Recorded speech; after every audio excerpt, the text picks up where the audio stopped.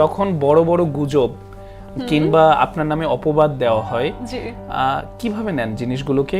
You have to take it with the pinch of salt. আর কি বলবো, দেখুন আমাদের দেশের একটা ব্র্যান্ডিং প্রয়োজন, এবং থার্ড একটা আমি বলবো যে আমার নির্বাচনী ইশতেহারেও আছে, সেটা হচ্ছে আমি যদি ঢাকা ৮ আসনের এমপি হই, তারা একটা অ্যাপ্লিকেশন দিয়ে রাষ্ট্রীয় অর্থায়নে ফ্রি ইংলিশ শিখতে পারবে। আমাকে যদি আন্তর্জাতিক যোগাযোগ বাড়াতে হয়, সেই মেকানিজম তৈরি করতে হয়, তাহলে তো আমাকে আসলে গ্লোবাল একটা ভাষা শিখতে হবে।